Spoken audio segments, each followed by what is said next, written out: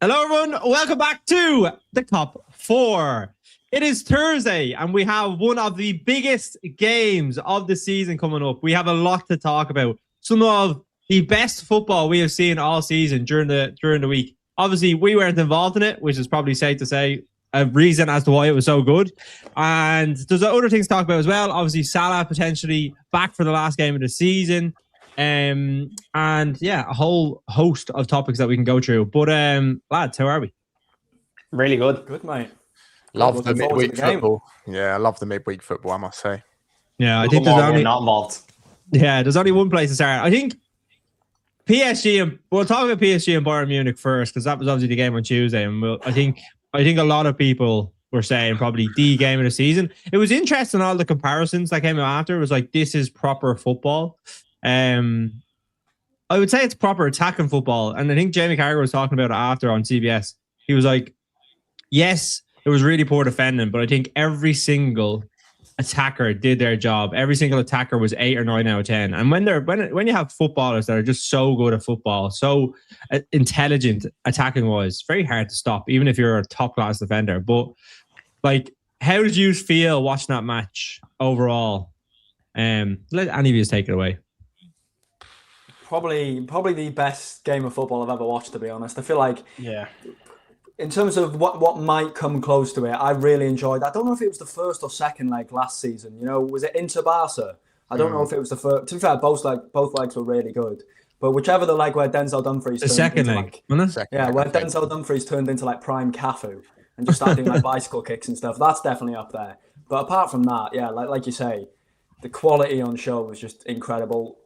Every single attacker on the pitch, wasn't it? Like just 6 world-class attackers just going at each other every other attack, really.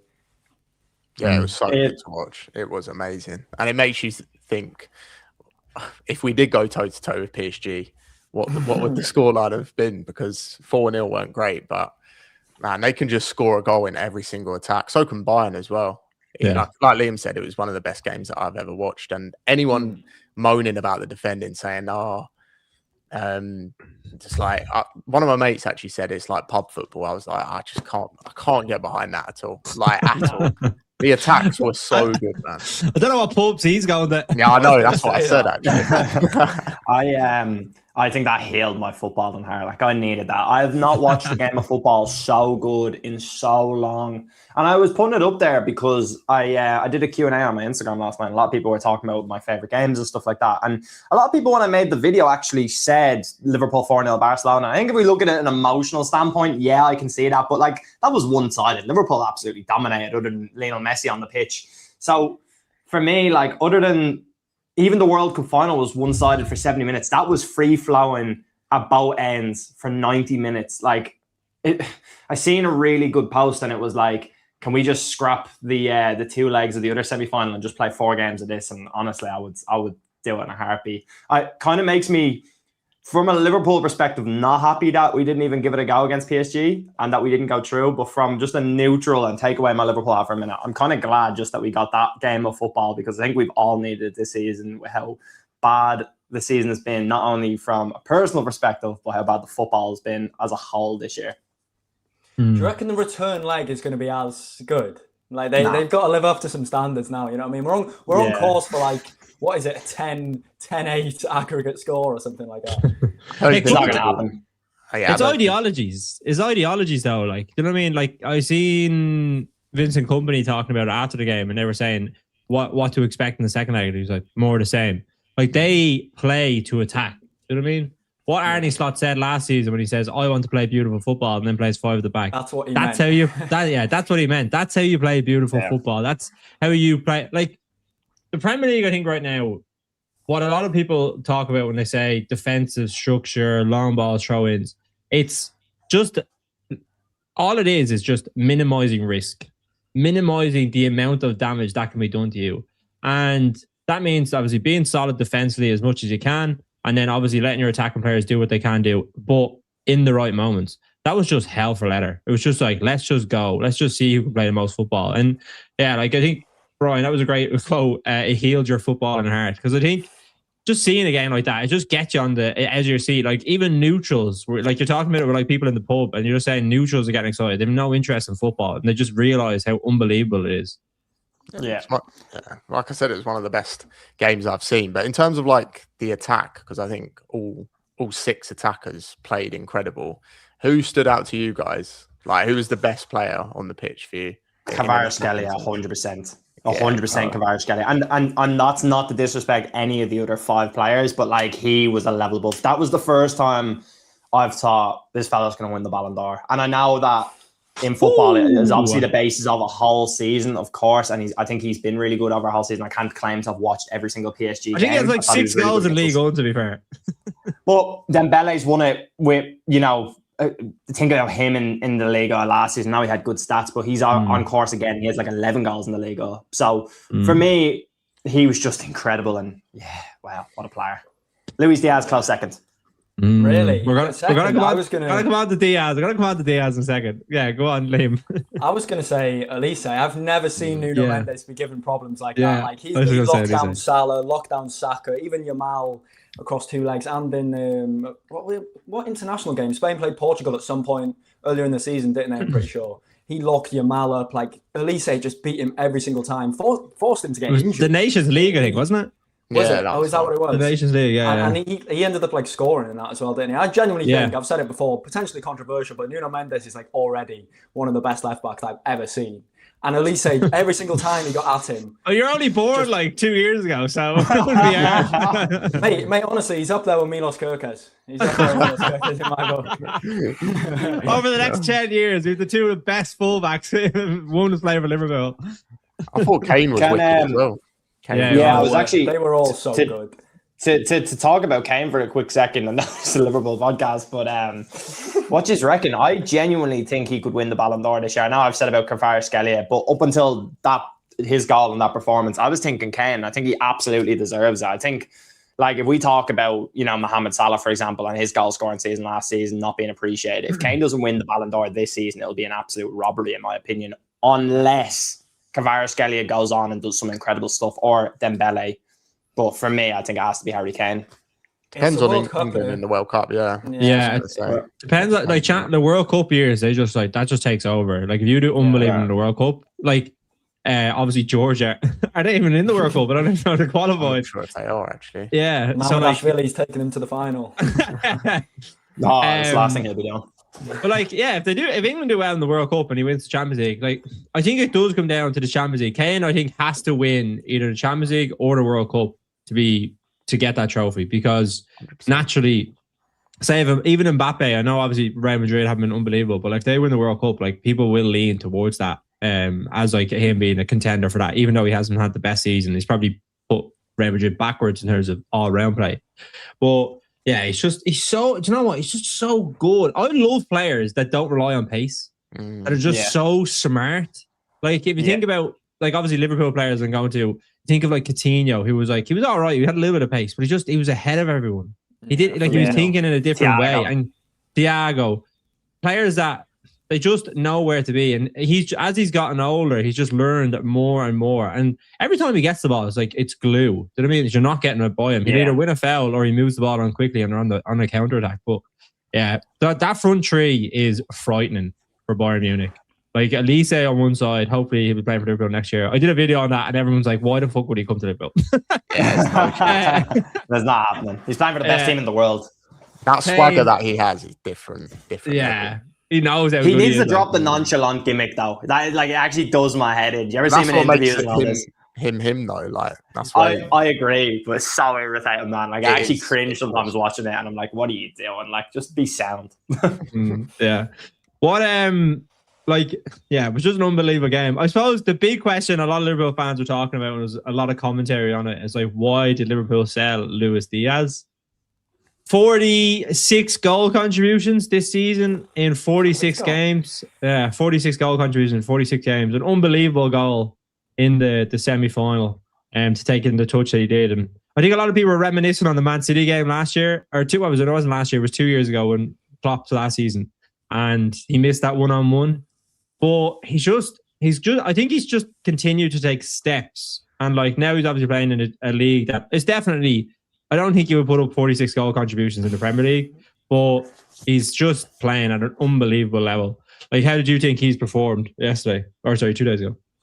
He was unbelievable, wasn't he? But it didn't surprise me at all because I said in my video he done this for us in the Champions League semi-final against Villarreal. So I didn't look at it and be like, oh, why is he playing like this? We know he's got that ability, but for Liverpool, I just don't think he showed it for a full season ever, really. Even when he had good seasons, he had periods where he went off the boil, especially last year during the middle of it. But he is a sensational player. I do think certain fans are doing some revisionism over him, but that's just my opinion. You guys have to let me know. Do you want to call it on your fans while we're here? Bottom left. Look, maybe there's a level of me that can understand why Liverpool on the business side would sell Luis Diaz. Look, was it 70 million or 80 million? Let's just say 80 million. So we'll meet in the middle, say 75. So 75 million for Luis Diaz at the age of 28 before he turned 29, obviously. The way I see it is, as a business model, it is definitely good. But because we were living in the present moment, signing players like Florian Wirtz, and obviously we had talks of Isak at that stage and Atletico had come in, I was kind of hoping that we would just build this super team and have a player like Luis Diaz. Because I said this point to you last week before the game even kicked off. And when we went to go sell Luis Diaz, we had a top 3 left winger in the world. Debatably, you can say first, second, or third, but I think everybody in here would admit he is top 3. You have Vinicius Jr., Kvaratskhelia, and Luis Diaz. I can't think off the top of my head if there's anybody that is much better than Diaz, and in my eyes anyway. So you're selling a player who is presently in the top 3 left wingers in the world. For the money, I get it, but on the football side, I just don't think it was the right decision. And then to not replace him was even worse. And I think we've noticed that this season. Revisionism side, I always loved Luis Diaz. I've always thought he was a really good player. I do agree, he does go off the boil sometimes. He has had his fair moments where you go, what are you actually doing? Like, it is painful to watch. But he never went onto a pitch and didn't give 100%. And I think his 100% is levels above Gakpo's 100%. And that's not even digging out Gakpo. I think Gakpo's a phenomenal player at times. Hasn't been this season. But yeah, I think we've missed Luis Diaz. And I do think it was a mistake to sell him. And a bigger mistake to not replace him. Liam, how do you feel on it?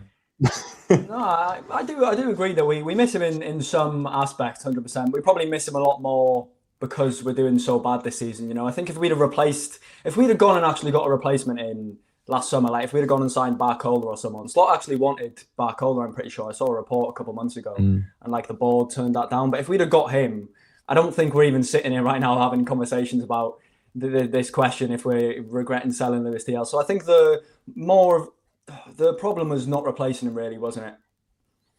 Yeah. 100%. Yeah, I'd say like that type of player, like I think they did replace him in their mind with obviously Ekitike and Isak, and they're kind of planning for the future. But that type of aggressive, tenacious, like front foot player, like he'd get the ball on the halfway line and he'd bring it up to the corner flag. Do you know what I mean? And he'd get you up the pitch, and that's how good he was, and some of his strengths. But yeah, not replay. I think you do realize the level that he did bring to the team, even though like he did drop off at times.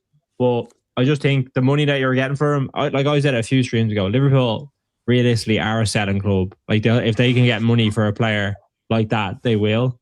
Who's like he's not like a Van Dijk, an Alisson, a Salah. He's like someone that you could potentially replace. Like he'll probably have a good year this year, but like would he be able to keep that up, say, the next 2 or 3 years? Probably not. Whereas Ekitike's ceiling is probably a lot higher. So listen, with the season that we're having now, obviously in hindsight it looks like we shouldn't have sold him, but I think it probably was the right move long term. Yeah, and I was saying to Max before this anyway, before the stream started, like he obviously, even before the season started, I think we all probably knew when he goes to the Bundesliga, he's going to smash it there because there is just so much space. You know what I mean? I think even if obviously he wouldn't put up the same numbers, but if Gakpo went to the Bundesliga, we could be sitting having conversations going, why did we sell Cody Gakpo? Obviously, I don't think he would have had that sort of performance against PSG. Just to touch on that performance, by the way, like, I thought he was so good. When he won the penalty, that's probably one of his biggest strengths, isn't it? Like he carried the ball like 60 yards up the pitch before that, didn't he? So that's probably one of his biggest strengths that we are missing this season, alongside, like Brian said, his work rate. Off the ball, there's definitely the biggest thing that we're missing right now, in my opinion. But he's a big game player as well. That's what I miss about him. Yeah. He always stood up and always gave everything in the big games, and had a knack of scoring important goals as well. I think we miss his kind of mentality. Even like Nunes, I don't think we miss him necessarily as a player, but what he brought off the ball and that aggressiveness to try and win it back as soon as possible. I don't think we've replaced those kind of players with the same kind of mindset. Atletico and Isak are very, very different. But I think that Bundesliga point is interesting because you've seen players like Sancho, even Werner, they were putting up crazy numbers in the Bundesliga. They come to the Premier League, doesn't happen at all. So can be quite spooky sometimes, that league. Mate, I was watching a Jamie Gittins compilation the other day. Someone put it on Twitter.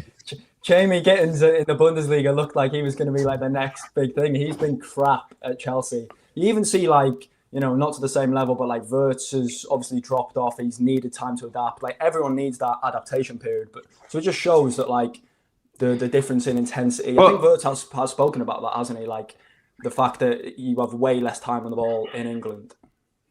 Yeah, you could also though like make a case for all the players that have gone from the Premier League to the Bundesliga. Like they did smash in their clubs individually. So the Bundesliga, obviously, whatever you think of the league, but like you have Elise, you have Diaz, obviously Kane, who like were very important in their side, and obviously have put up the numbers in the Bundesliga as well. So I don't know. Like it's again, I'm not saying anybody was arguing that point, but I do think. Yeah, he's probably got a lot more goals and assists this season, Diaz, but he was still getting important numbers for us last season and the season before. Maybe not to the standard that we hoped for, but maybe that's just down to how robotic like the numbers of like a Haaland or a Mane, a Salah, all these sort of players that have been. I don't know why I said Haaland, but I mean his numbers in general, not out on the wing, but like a Mane and Salah out on the wing, for example, like the numbers that they've produced over the years is what we're kind of expecting from wingers now. Where I think the game is probably going back to that level of. Not every winger is going to do that, and that is okay as long as they can get to the byline, beat their man, beat direct, and that's ultimately what Luis Diaz was. But he also had a level of putting in good numbers. Yeah, 100%. Let us know your thoughts in the comments. So a few here to go through, and throw your thoughts in the comments, and I'm going to be calling a few people out. I think the one thing we have to do more of is actually get the comments involved, and it's something that I always forget to do, so I do apologize. But throw them in and we'll get them out. Missed the game 2, and I don't know if watching the replay is worth the hype. You have to watch the replay, man. Like even just watch extended highlights. Like you get like 12 minutes. You get like all the good bits. It'd be unbelievable. Definitely worth it.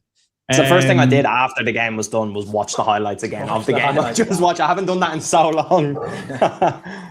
Was it contract issues? Why Diaz went? I think that definitely was part of it. I think the money did come into Liverpool's mind, but I think he was on like something like less than 100k a week, and he was getting offered like 300k at Bayern Munich. Like Liverpool were just never going to pay him that. Do you know what I mean? So he only had 2 years left on his deal as well. You know what I mean? Like you can't turn down that money that we were offered, I don't think. From a business standpoint, yeah.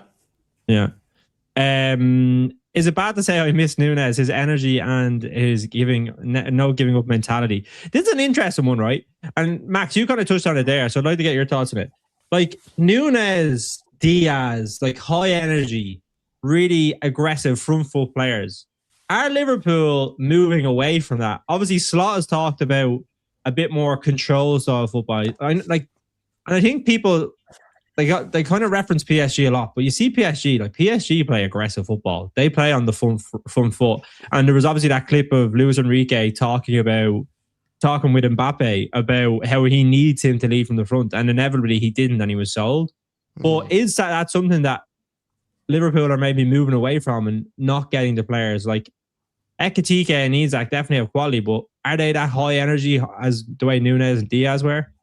No, definitely not. And you look at that PSG front three, they have the perfect mix of everything. They have all the technical ability, but off the ball, they can press you to death. They work so hard for the team as well. I think when we had Diaz and Nunes, they could play very well occasionally, but they were hit and miss in terms of the quality. But the effort that they gave never changed at all. And certain games I can remember when it was like a front three of Nunes, Salah and Diaz, they would drive you crazy. But then other games, it would just click and they would be really, really good together. Yeah, I think we do miss them, and I think we are slightly moving away from that. But I think that kind of links into Slot's style of football. He doesn't really want to be playing that brand, so that's probably the reason why ultimately he got rid of them and got new players through the door who are slightly different. Liam, what do you think about it? Do you think like Liverpool should go for these types of players? In obviously the summer transfer window, Slot is potentially going to be there. He's going to be back. Will is that the type of profile we should be looking at, or do you think stick with what we have? No, I think I've said it loads of times. I feel like I say it every live. I think we will address like that athleticism, energy issue in the squad in the summer. I don't know how I see it, and I've seen it all season. To be fair, I think we almost did the first half of the rebuild last year and like assumed that like, oh, we'd be fine this season and we can just continue to do it next summer. It's probably a bit of negligence. Is that the word in that sense? But no, I think in the summer we will get that intensity on the wings, and then you might look at a style of potentially like Verton Isak or Verton Ekitike, whoever the striker is, like them two being like compact in the middle and like forcing the ball wide, and then you've got like Kirkez, Diamande, whoever, you know, if we sign a left winger. So I reckon the intensity will come from the wings, and we'll just try and be a bit more compact in the middle, in my opinion. But yeah, I reckon in the summer we'll 100%. Go on, Brian. I was just going to build on that a little bit, but I was going to say, I don't know if you boys seen the Peter Crouch podcast with James Milner. I just seen a short little clip, but Milner was just talking about the intensity of a Jurgen Klopp training session. And I think a lot of the comments, if you could imagine straight away, it is, well, what's Arne Slot doing? Because it's the complete opposite, like double training sessions and all this. And, you know, you're going into detail of it. And it just makes me think, like, regardless of the players that we sign and how intense they are on the wing and how much, you know, we want to believe that that's what we're going to see, I feel like Arne Slot is really just trying to go away from this high intensity, you know, full flowing sort of trot of football. And we've obviously seen that so much this season, but it just comes back to the training sessions as well. Like, and, you know, Milner was talking in this video and he said, like, in the first season, a lot of hamstring issues and, you know, but after that, you don't really see major injuries, obviously, unless someone's just really unlucky.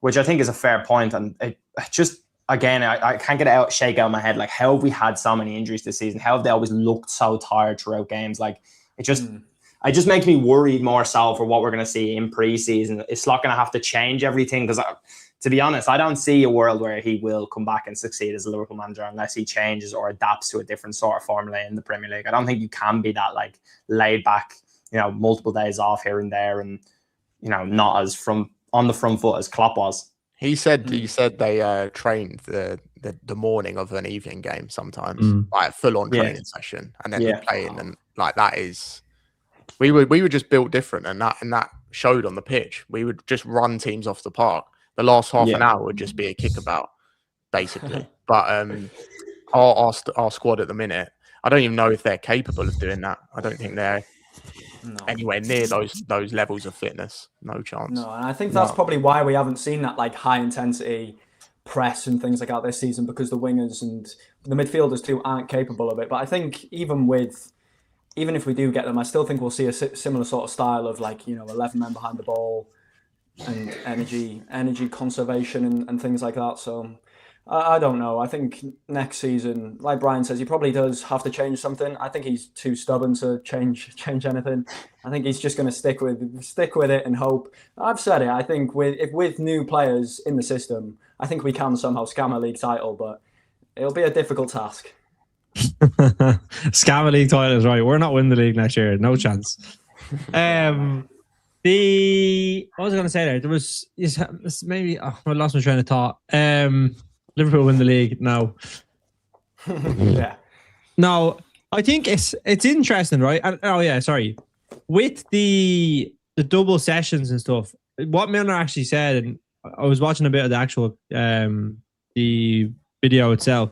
He said basically, if you weren't able to do that, if your body wasn't able to do that, then you weren't going to be part of that team. And there was players that came in or they were moved on that weren't able to obviously deal with those demands. But if you actually went through that Liverpool team, like the kind of core group of that team, like Van Dijk, other than his big injury, Salah, Mane, Firmino, up until kind of the tail end when he was a little bit older. No, Alisson obviously started to pick up a little bit of injuries, but like Robertson, a lot of them were like really, really fit. Like they didn't pick up too many injuries. Do you know what I mean? No. And I think that just goes to show that, like, if you're pushing one another and you have players that are able to deal with those demands, then you can play that style of football. I just don't think that there's probably players in our squad right now that aren't able to play that, and that's why we don't have that intensity at all, even though the training sessions aren't there either. I think if you were to maybe go to 2 days a week, we probably would pick up more injuries even than we are now, which would be a big issue. That PSG Bayern game, just to bring it back to that, I said that it's the highest level of game I've seen since Man City versus Liverpool in 2018-19. Not only from a technical point of view, but also physically, how much the effort levels they put in was just crazy, and makes you realise how far off we are from that. But then even when I watched Man City versus Arsenal, who are two teams definitely not as good as Bayern and PSG, I don't think we could have played the game that they played in that title decider. I think that was a really good it was good quality and good sort of promotion for the Premier League. And if we played in that style, I think we'd get absolutely battered by City, which we have done in the FA Cup.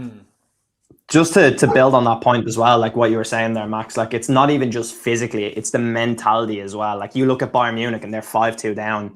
And I remember the commentator saying, oh, this could be it now. This probably could be the game and the tie altogether.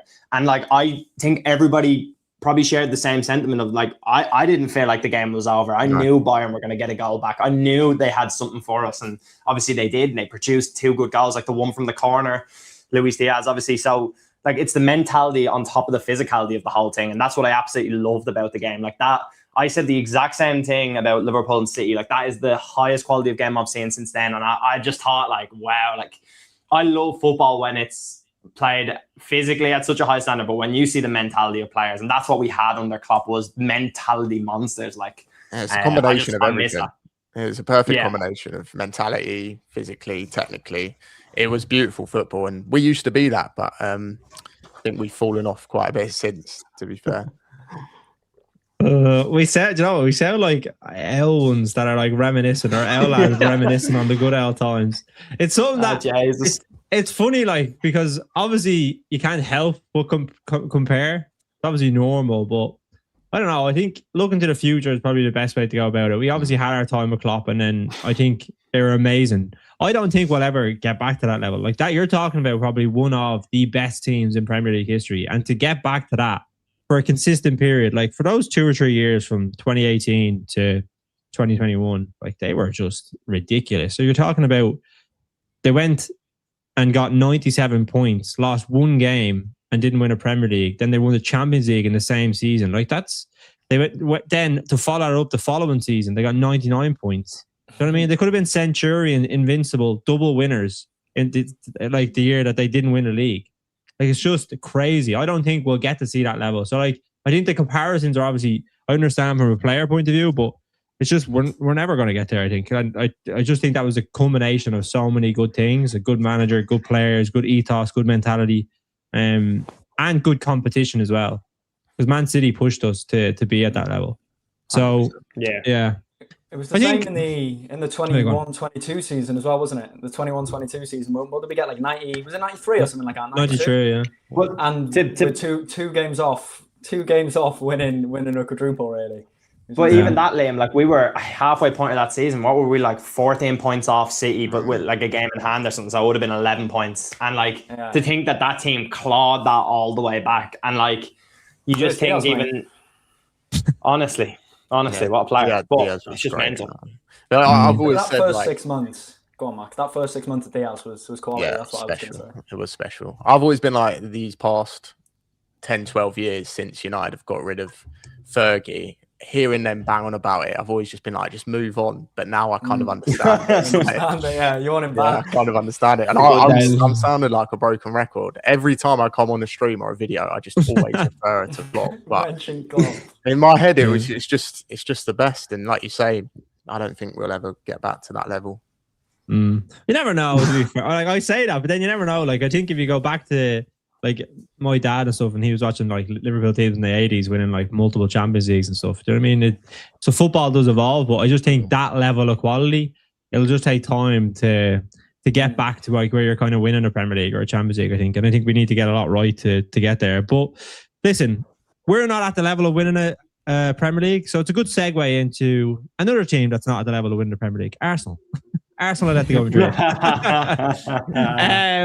Obviously, a lot was made of the Haram ball. The people were obviously bigging this up. And to be fair, it was shy. Like, it was 2 penalties. There was nearly another penalty. I think Atletico Madrid probably unlucky not to score maybe 1 or 2 other. They hit the post. Lookman had a few chances. Arsenal would probably feel aggrieved that with the penalty that was given and wasn't given. But I think a draw was probably a fair result on the face of things. But how did you find that game? I had a moment basically. I seen a meme today that summed it up brilliant. I like the new haircut, Brian. Thank you, Sinan. I appreciate that. I think it looks good.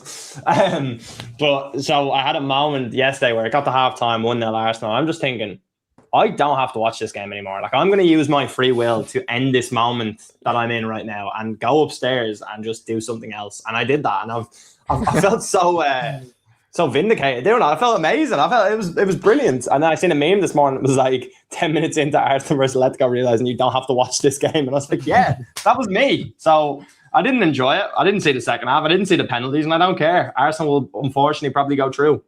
It's just I actually enjoyed the second half, but not from like a quality point of view. It wasn't intensity. Great. Yeah. It was like I was going to mention that. It was on edge. It was like something was going to happen at any point. Even though the players on the pitch, they didn't touch PSG versus Bayern, but I like Atletico's forwards. You know, Alvarez, I rate him so highly.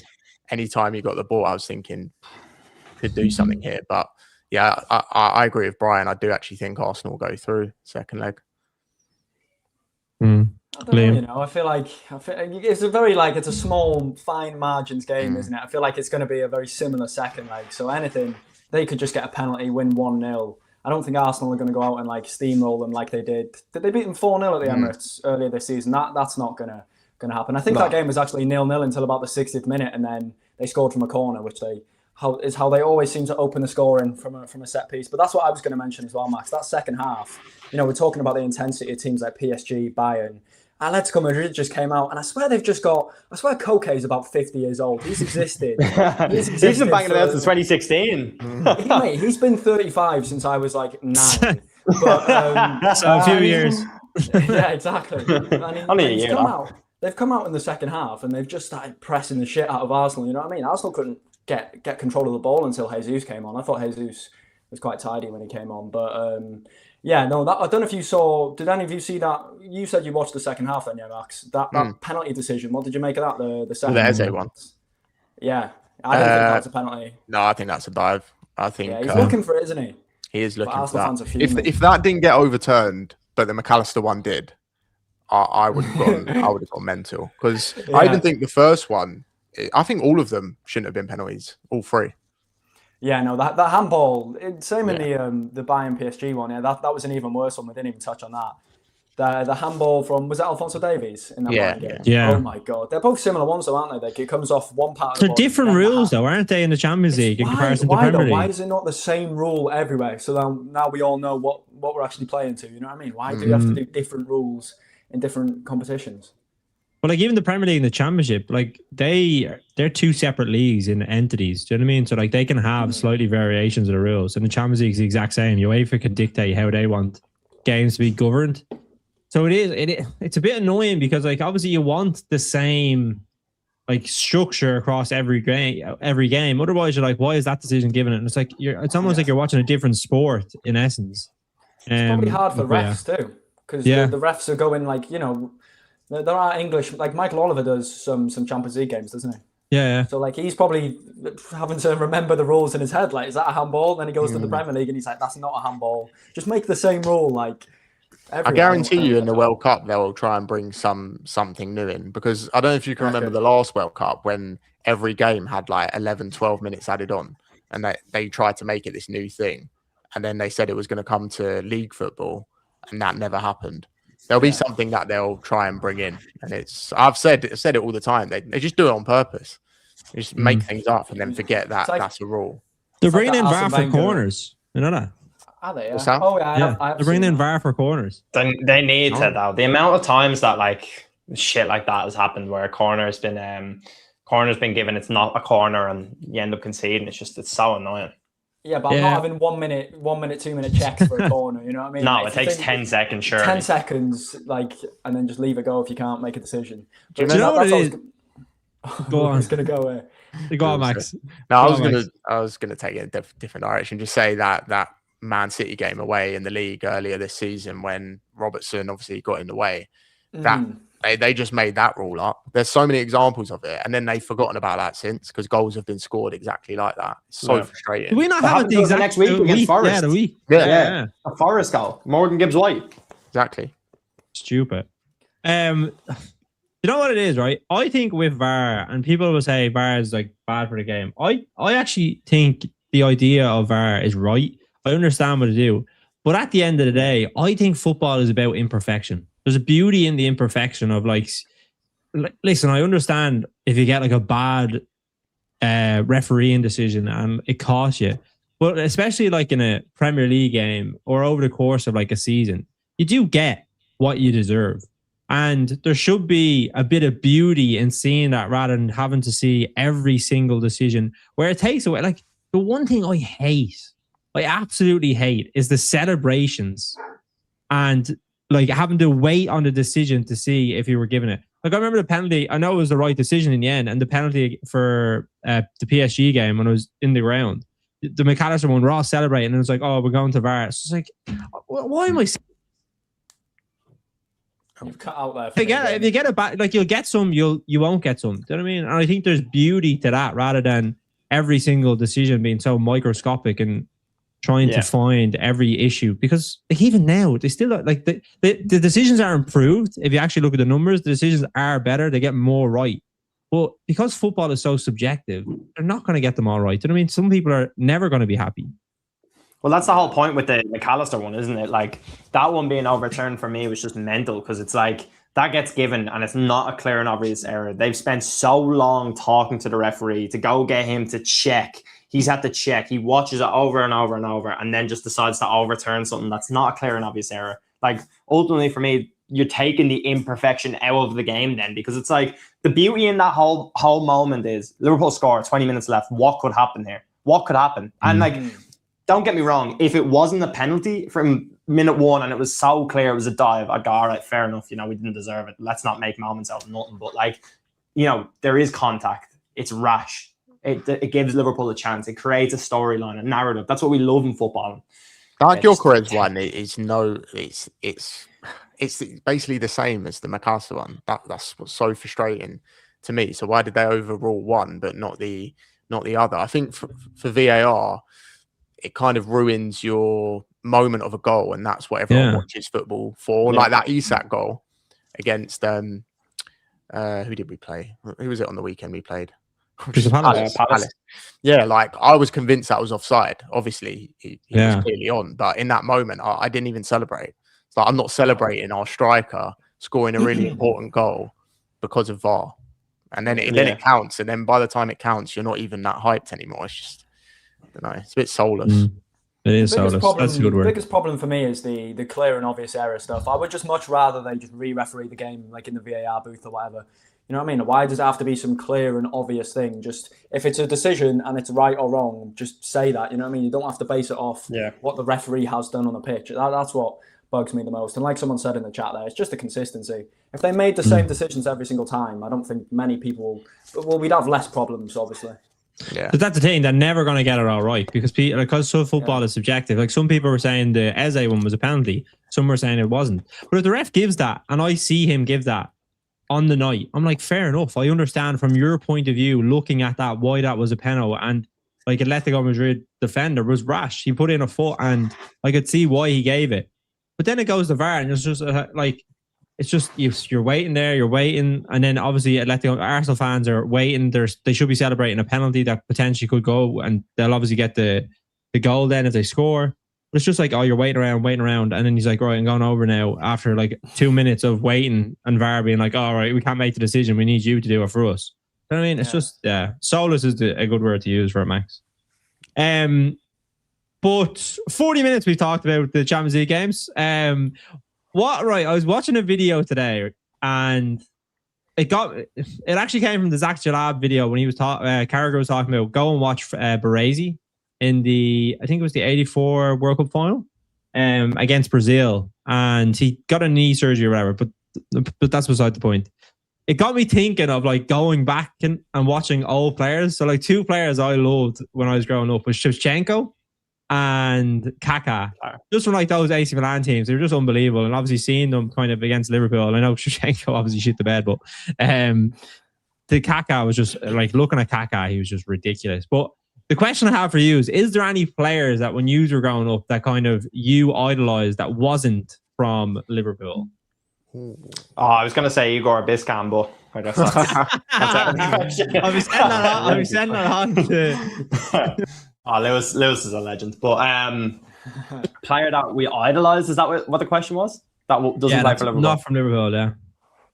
Throw it in the chat as well. If anyone that wants to put in their own player. Balotelli. Played for Liverpool, so I can't say him. Oh, shit. I'd go David Silva. I loved watching David Silva when I was growing up. He was he was so good. I have mine, I think. For me, it was another Spanish midfielder. It was Cesc Fabregas in the Premier League. I still love him to this day. Coming through for Arsenal, playing beautiful football, then goes to Barcelona, does well there, comes back to Chelsea. His time at Chelsea is super underrated as well. I honestly think Fabregas, when people talk about the best Premier League midfielders, no one mentions Fabregas, and he would be up there for me. He was so smart, man. And that's probably why he's going to be a really good manager as well. I'm gonna cheat a little bit, but because I have one really controversial one obvious one, and then I have one like as a striker guilty pleasure. So I've cheated completely here, but I will start with greatest player of all time, Lionel Messi. He is like, I think everyone can understand why I've picked him. There's just sheer quality every time I watch him. The love I have for him. But the guilty pleasure. Diego Costa is an absolute striker for me. Like when we talk about strikers that bully defenses, Diego Costa was like that player. I wanted him to play for Liverpool so bad, and we were so close at one stage. But honestly, when I used to love Costa so much, he was that player that because everybody hated him because he played against you, it made me love him even more. It was like a guilty pleasure. And then this one is a bit controversial, but I loved Paul Pogba before he went to Man United. And then he was that sort of player that I loved looking at when he played for Man United. And I used to love pretending that he was a flop when he was just clearly so good. Maybe for the money he was a flop, but he was so good on his day. Like him in the Manchester Derby, 17-18. Oh, what a player, man. Never did it against Liverpool, thankfully, but yeah, Pogba was the one I absolutely loved. Used to love coming on from school, watching his clips for Juventus and everything like that. Kaká's a really good shout though. Like, I know he won the Ballon d'Or, but telling you, go back and look at him. Just go like Kaká best bits on YouTube. There's like an 11-minute video. Oh my god! There's a video when he was playing for Brazil and Messi lost the ball and he runs down into the pitch and scores, and it's just like in his pomp, he was just unstoppable. He would just knock a boy and just run, and he was deceivingly quick and strong for like someone that was so technically gifted, and obviously he won the Ballon d'Or. And that he didn't actually play like a Brazilian, did he? No, I seen someone in the comments. They go, the Brazilian flair and the European consistency. So like that kind of like just someone who just like is kind of more aligned towards numbers, but obviously the kind of flair that you get with the South Americans is they just play football for just the lovely game, but they might be a little bit more lax on the not the physicality side, but like the kind of the dirty work that you do. But he was just unbelievable. He was so good. He was so direct, wasn't he? He would, you say, he'd just push and run past players. Just knock the ball wide him like that. And you can't stop him. He's rapid, and he was in that era where Brazil had so many top players, and he won a Ballon d'Or, which says something, man. Yeah, unbelievable. Guys, please don't say stop the live stream for a bit so I can catch up. Well, we'll have a few clips out after, so you can definitely watch it. But drop in the chat, as I said, players that you watched growing up that you kind of reminded, that resonate with you. They don't have to be Liverpool players. Go on, Liam. I was going to say, speaking of, you've just reminded me of my favourite non-Liverpool player ever. In terms of probably during their time in the Premier League, it would be David Silva, but being a bit biased because obviously I am Welsh, Gareth Bale. What a player. What a player. One of the best players. It's an absolute joy to watch. Like, even when he's at Spurs, like you see compilations of him. Was it against Zanetti, the Inter Milan one where he just keeps knocking it past him. Or was it Maicon and Zanetti? Maicon and Zanetti, he's just incredible. But then just for Wales, carrying us to so many wins. Are you Welsh? How have you just found out about this on the live stream, mate? Where did you think I was from? Do you not live in England? Yeah. Oh, so I just assumed you were. Yeah, but I've only have a Welsh accent. He does. I'm from North Wales. I don't have like a South Walian accent. That's like the strong accent in it. But yeah, Gareth Bale, my hero.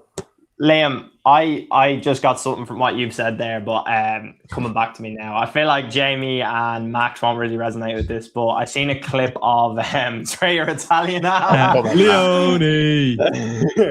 I seen a clip of Griezmann today, and obviously it's like a sad edit because obviously he's going to be leaving Atletico at the end of the season. But I got a bit emotional thinking because 2016 was like when all the players that we grew up watching were like in their palm, like Messi, Ronaldo, Bale, Neymar, Suarez, Benzema, Griezmann. Diego Costa, all these sort of players. Mine were Gerrard, Lampard, Zidane. Well, like them players are up there. My thing is though, right? Like football is moving on now, but I'm just like so emotionally checked out from football players now. It feels like where I'm like, they'll never be my era of football players. But I wonder if like Jamie and Max, because you're about 50 and over, do you get like that with footballers? Like, you know, when Bobby Charlton was kicking about and all that lot. No, I don't have a connection, as much of a personal connection to players these days. I think the closest one I've had in recent years is Salah, but even that, he doesn't even come close to someone like Gerrard. But I think you're just going to have that growing up when they're your favorite player. You don't see them as like humans, you literally see them as like superheroes. They've got a different level of aura, and I think when you grow older you realize it's a business, it's a job to them. They can leave and go to different clubs at any point. It's just a harsh reality of football, harsh reality of life. I don't know what you think, Jamie. Max, I was 100% sure you were going to say Curtis Jones. No, you're spot on. Do you know what I think it is? I think when you're younger, you watch players growing up for your team, but as you get older and you have the heartbreak of them leaving or being replaced, like mine was Torres, you know what I mean? And he puts in a transfer request. He doesn't want to play for Liverpool anymore. And then you kind of just become numb to it.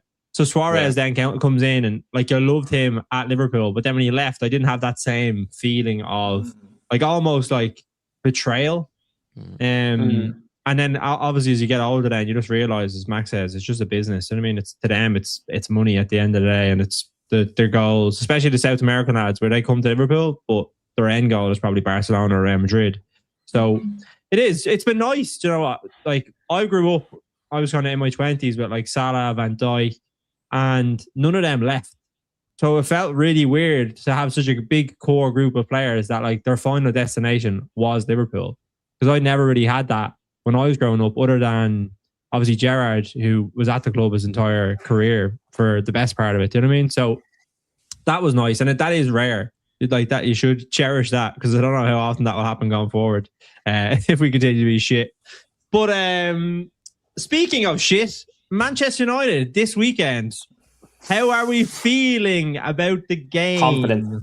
So confident. No joke. I have my score prediction. I won't reveal it yet, but I'm actually quite confident going into it. Genuinely think they're going to shit the bed like they usually do when they play us. They beat us at Anfield. Like 9 times out of 10 over the last 8-9 years, they shit the bed when they play us, because they go in so confident. When we're in these moments of confidence, when they should think it's all done and dusted, they're going to go out and win, they don't. What was that Graham Souness, Gary Neville quote that sums it up perfectly? We were in our worst bit of form. Gary Neville, you know what, Graham? I'm actually really confident playing Liverpool today. Graham Souness, what did he say again? He was like, "Don't be so confident." What happened 7-0? So I am pretty confident myself actually going into this game. I think they're going to slip up. They're going to do us 7-0 then. No, I mean more confident in the sense that they're cocky. I'm confident. Yeah, I see. You guys better be ready for Gary Neville celebrating when they score on commentary. I don't mind it. People make a big deal out of it. I like it. Oh no, I can't stand it. I turned down the volume when they got that corner when Maguire scored. I had impending doom, so I turned down the volume. I didn't even know that he went mental, but loads of people have. I've never watched the highlights back of that game either, by the way, and I won't ever because that was so painful. Fucking hate that. I have the highlights here. We're going to analyze the game.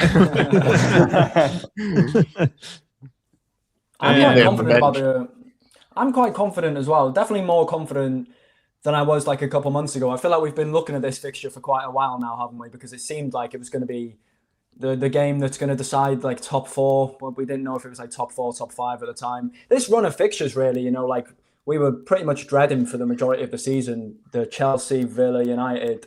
But now it's come around and like Champions League's all but confirmed, hopefully. I feel like it's just a bit, not free hit, but I feel like the pressure is off a tiny bit. So hopefully we can put in a good performance. A win puts us above them, which is about time. Yeah. If we lose, obviously they're going to finish ahead of us, which is kind of cemented. Yeah. So they'll be celebrating that. I think they have quite a lot to play for. I think Carrick's probably. I think if they win this game, Carrick probably gets the job permanently, like pretty much guaranteed. Yeah. So I think they'll definitely take this game very seriously.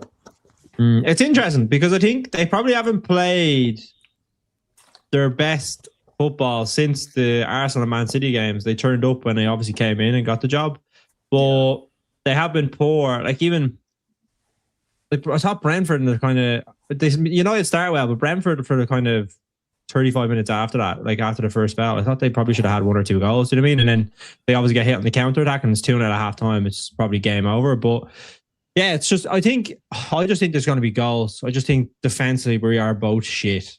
Yeah. Like they are horrible defensively, and I think it'll come down to who's more clinical on the day. The only issue I have at the minute is, and the worry I have is obviously Bruno Fernandes is just he is playing really well, like regardless of what you think of him. And he's obviously going for that record. He's at home. He obviously wants to beat beat Liverpool and probably get the record in the same day. I think Max, you said it in the group chat, he's going to get the record against us, isn't he? It's just written in the stars.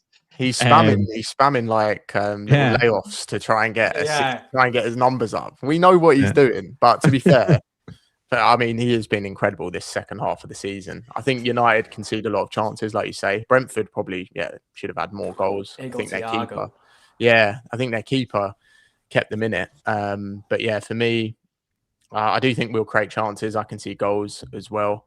Hopefully, it's just a good game, like quite open, less pressure. As Liam said, it's no team really needs to win, but it would be nice to go there and obviously do them over. We've had quite a good record there in recent years, had some good wins, but that's usually been because of one man who's not playing. So I think Salah will obviously be back at some point, but this is the game where I really wanted him. One last dance at Old Trafford would have been nice. Played his last game. United. Yeah, it's a bit gutting, isn't it, that he can't obviously go. He's obviously had such a good record there and loves playing against them. I think he's like, his third amount of his goals, like say for against each club. I think he's like third in that list. I know I didn't actually explain that well, but basically like the most goals that he has against a team, United are third in that list. Yeah, I think so. And he scores loads against them. It's mad to think that interview that he did after the 3-0 win last year, where he said this could be his last time playing at Old Trafford, actually turns out to be his last time playing at Old Trafford, even though he signed the 2-year deal. It's mad. Do you remember every Salah quote? How have you just how have you recited that? You've got insane memory, to be fair. I just love the bloke so much. Do you know what? The stream is like, we've been on here for 54 minutes. I'm waiting for a lean metaphor. And I'm waiting to ask the big question we've all been wondering: what does he do? There's been talk today. I don't know if you've seen. He gets sacked. That's what he does. There's been talk of slots like assistant at Feyenoord coming over. I don't know if you've seen that. Really? Yeah, I did see that. He had to get his work permit. He finally got it. It took him a while. Yeah, he was meant to come like in 2024 with Slot, but he couldn't because of like work issues. So it seems like Van Bronckhorst will be gone in the summer, which we'll have to do a specific stream for that, a celebration. Going away party. I'll be celebrating, honestly. Yeah. Shit, manager. Obviously, with the team, no Salah. There's a debate, obviously, about Robertson and Kirkes, as there is every week. Jones, does he start at right back again? Yeah. Do you want to go through a team? Do you want to agree on a team? Yeah, let's do it. I enjoyed that last week. Let's do it again. Yeah. So Freddie Woodman will obviously start. I don't think Alisson. Is Alisson back or not? They were targeting this game, apparently. I think Alisson should be back now. Oh, is he? Or am I waffling? I don't know. He was targeting this game, but the Slot hasn't done his press conference yet, has he? So. Yeah, that's true. I think it'll be Alisson. I think he said in the press conference last week that he could have actually started against Palace, but he obviously didn't. I think they were aiming to get him back for this one, so I think Alisson should be in goal. Yeah. All right, cool. All right, grand. Alisson in goal. So Jones at right back, yeah. Best scouts right back in the world, yeah. I assume it's going to have to be because who else really goes on? We'll touch on it later, but who else really goes on the right wing apart from Frimpong? We've got no other options really, do we? So yeah. It's either Gomez, Jones, or Szoboszlai right back. Yeah, it'll be Jones. I don't think you can drop him in this current form. You might go Szoboszlai and I don't know. Maybe you do Gakpo and Isak up top, Szoboszlai out on the right. Maybe you see Rio out on the left. Yeah, I'd love Rio. We'll talk about the forward line in a second. But centre backs, Kanate and Van Dijk, obviously, and then left back Robertson, Kirkes. Who are we going with? Should we move over this one this week? I'm not trying to get too passionate on it this week. I've been backing Kirkes, but I think Robertson deserves to play. I just think when someone's got the shirt and they're continuing to play really well, what's the point in dropping him at this stage? I guess you can make the argument that Kirkes is going to be our left back next year. Robertson's leaving, so it might be smarter to play him, but how can you really drop someone who's playing that well? He's been to Old Trafford many times before as well. Don't know what you guys think, but I'd go Robertson. No, I'd probably go Robertson as well, to be fair, but not because I'm conceding my Milos Kirkes point. I said it on the last stream as well, didn't I? I don't understand why it is Robertson now, because Kirkes, if he doesn't go with Kirkes, it's going to be like nearly about 2.5 weeks probably since Kirkes has even played a game. So I don't think that makes too much sense. He didn't even come on in the last game, did he, against Palace? He's trying to convince Robbo to stay, I reckon. Yeah, but it's just he's done his announcement. He's not going to go back on it. And Robertson's probably not stupid. Like he knows that he's only playing now. If that is the case, he's trying to convince him. For the majority of the season, he's just been sitting rotting on the bench the whole time. You know what I mean? So if he was to stay, it would just go back to that next season. I would go with. I don't mind. They're both, good enough to start. I would like Kirkes, but if we're going for like a predicted 11, I don't even know. He might go with Kirkes. He might surprise us and go with Kirkes, but we'll go with Robertson. It would be very early to have a player that's in form and take him out and put in someone who hasn't played in 2 weeks. Typical Slot, wouldn't it? That would be. But the midfield. Yeah, Robertson has to start. I think experience in this game as well. Do you know what I mean? And he does have the quality to match. So. Yeah, I think I would go Robertson. Yeah, midfield. Go on, Max. Well, that's Szoboszlai inverts are definitely in there for me. So it's just about the other position, Gravenberch or McAllister. I'd probably go Gravenberch just because I think Old Trafford's quite a big pitch, so he can probably bypass players by turning like he done last season. That was the first game really where I thought, wow, this guy is actually going to be really good this season. And he obviously continued that. McAllister played well against Palace, I must say. But personal preference, I'd go Gravenberch. It's going to be Gravenberch and McAllister as the two midfielders, and then Wirtz as the attacking player, I reckon. What, with Szoboszlai on the right, or like that double 10? No, I reckon it'll be Szoboszlai on the right. Do you think that'll work? Do you think that'll work going forward? Like he did that at the start of the season, but we're just getting ran through. Like, do you think that kind of say if we got in maybe an Elliot Anderson or a Wharton and then having Wirtz as your 10 and playing that as a 3, do you think long term that works? What, a flat 3 of Anderson, Szoboszlai, or Anderson or Wharton and Szoboszlai, and then Wirtz in the 10? Yeah, potentially. I don't know. I think Wharton needs loads of bodies around him, really. if he is going to sign. I think we do need to definitely sign another midfielder alongside him. Brian makes a good point there, though, at the start when he said it could be Gakpo and Salah up front. Not Salah, Gakpo and Isak up front for this one. And then we could see double tens with it could be McAllister and Gravenberch, couldn't it?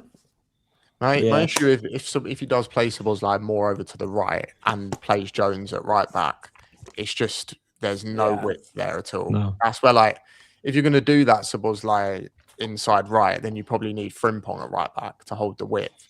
I think basically we'd be very lopsided there. We'd probably look to attack most down the left, because we had a period where Szoboszlai was playing on the right when Salah was at AFCON, and it was dry. It was dry football.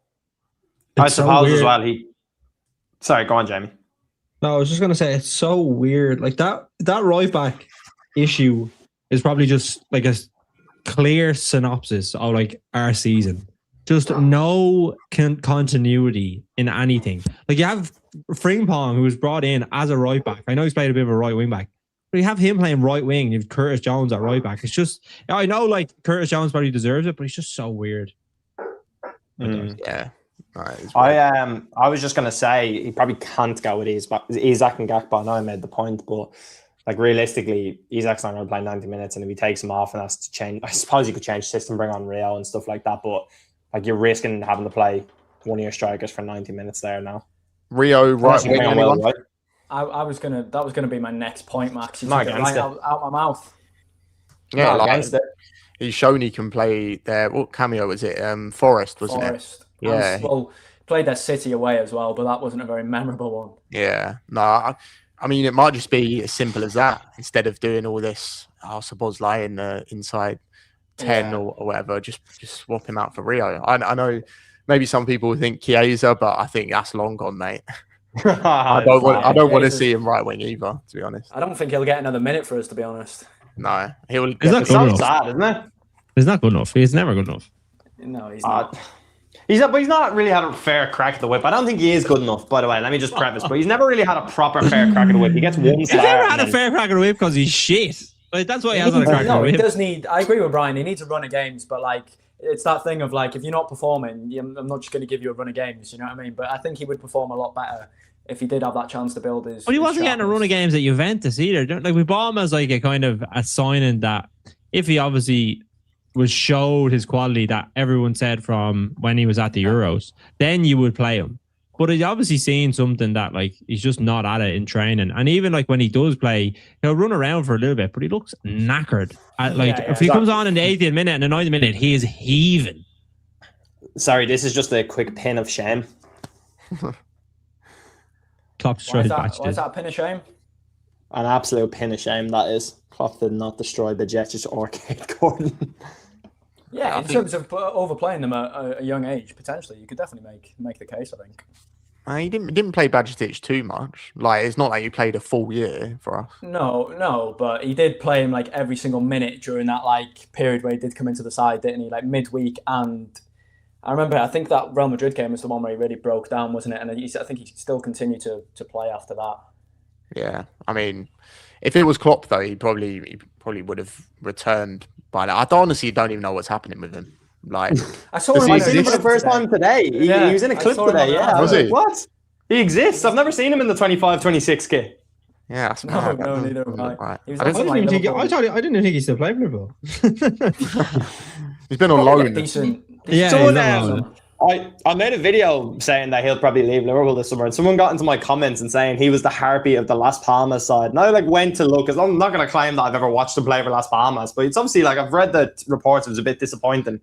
He played 10 games or something like that. Average shit ratings and was coming off after 50 minutes each game. I was like, how was he the harpy of this Las Palmas side that got fucking relegated? Well, he was harpy or White went down. Yeah. He joined them in January, didn't he? Played as a centre-back for them. I think if we can get him fit, he's actually a great option. He can play right-back, centre-back, 8 and 6, but that'll just be the issue, won't we, getting him. You know what's funny? I think so many people hold on to players that are from the academy, even though they're useless. Are you about to slander Stefan Bajcetic? He was I'm not slandering. I'm not slandering him, but what I mean is players will come up and eventually. the amount of players that like aren't good enough, and they're like, yeah, like he'll be the next big thing. We have to give him time, have to give him chances. Like the only one that I can think of in the kind of the last few years was obviously Trent, and then before that, like obviously Jones in that group as well. But like Harry Wilson, maybe.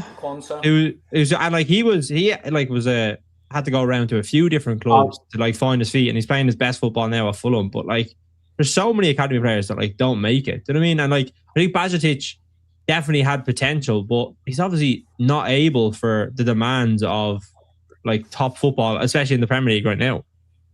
I was so convinced Ben Woodburn was going to be the greatest plaire of all time. Ben Doak as well. Remember people talking about him?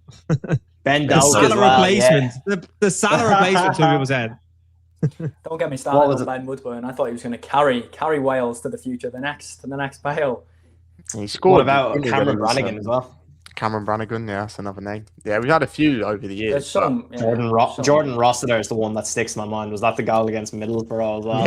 Yeah. With Bajcetic, though, I made a video last summer, I think, saying, yeah, he's never going to return. Like, the ship has sailed with him. I got so much hate from it. I just think people hang on to this, like, literally player who he was like 3 or 4 years ago. It's like, yeah, he was a real good talent at that point, but if you put him onto a pitch now, what would he look like? But no one knows. I'd love to see what would have happened if he went to Barcelona instead of going to Salzburg with Pep. Yeah, he's a very nice player. Like, I loved him on the ball. He was so composed. Even off the ball, when you talk about intensity, like he was like the only one smashing into players in that 22-23 season, and he'd probably do the same for us now. Even a half fit Bajcetic would probably be our most athletic midfielder aside from Szoboszlai. Well, he had the body of a boy, didn't he? And I think he's probably filled out. That's the reason. Yeah, I think that's the issue. Like, when he actually had a growth spurt and filled out a bit, he's had so many injuries that have come along with it. It is sad. That was the original point that guy was making in the comments, wasn't it? Like, while these players are growing, they're probably, maybe he didn't play too many games, but you talk about like the double sessions and things like that. If he was involved in those, and that's what Slaughter said this season. I'm pretty sure like Engamoa has to have like a certain amount of days off, like more than everyone else, just to stop him from overworking him. I don't know about what you boys think, but I think probably one of the only things that Slaughter's got right this season. I know he gets a lot of criticism about it, but I think he's protected Engamoa quite well. Yeah, it's interesting. Could have played him a little bit more, but there's no win with Slaughter. It's like nah. But it's interesting because with those players that are just so good and they're like definitely should play more minutes, it's like, how do you manage the expectations? I remember Sterling was the same. Like, he was coming through and it was Sturridge and Suarez, and everyone was like, you have to play him. And they did play him, and he goes on, and then he goes to Man City, does what he does, but like, he's finished by his 29. You know what I mean? Yeah. Like, he should still have a few more years. But it's it depends, I suppose, on what way a player's career goes. Because I think some players, especially when they come on the scene in the Premier League pretty early, they just can't manage. No player, I think, can manage that amount of minutes. But then some that join, say, a league early, or like the best comparison you have, right? People compare Hazard and Salah. But Hazard was League One Player of the Year when he was 17. And he comes to Chelsea, he's unbelievable, but he's finished by the time he's 30. Salah goes to Basel, then he obviously goes to Chelsea, then he goes to Italy. He comes to the Premier League when he's 24, and then he's finishing up now and he's 33. Like, the period of time that they were good is almost identical, but it's just in different gaps in terms of like the longevity of their career. So like it does work out. It just depends on when they actually start playing high intensity games overall. Players peak at different times, don't they? Van Dijk's another one as well. Like, steady rise. I was at Southampton before us, or Celtic as well. Yeah, it's interesting. I do think Slaughter's managed Engamoa quite well, but in the same breath, I think you can say there's definitely been games where he could have used him more, even just like 10-15 minutes, brought him on earlier to try and make an impact. Yeah, definitely. Do you think he should start on Sunday? No, I'd like him to. Probably wouldn't start. I'd like him to, but he's not going to. Probably. No. I don't think he will. But I think Gakpo's start him against Chelsea. Start him against Chelsea at home. The storyline there. I would start him against Chelsea. Actually, that's the thing. If I was talking about all the games the rest of the season, I wouldn't play him against United and I wouldn't play him against Villa. Maybe start him the home games. Start him the home games. Not the away ones. That's what I would do. Yeah. I think the Gakpo, Isak will both play. Then it was just about who's on the right. I initially thought it was going to be Frimpong, but now, I do like that Brian shout. Szoboszlai, maybe he'll be over there. I don't know. We'll see. Brian's in for the manager job this summer. Score prediction. Goal at Old Trafford. Yeah, that'd be tasty. Score prediction. What are you thinking? 3-1 Liverpool. And I'm deadly serious. I can see Florian Wirtz getting 2 goals in this game. I don't know why, but you can gosh all you want, right? But genuinely, I haven't. I just want Wirtz to play well. Never want to score. No, I promise you, right? He's going to have an unbelievable performance. For some reason, 2 goals screams out to me. I reckon, if we're being realistic, probably only 1. I still think he'll score. I'm so convinced that he's going to have a stellar performance, and I think we win 3-1.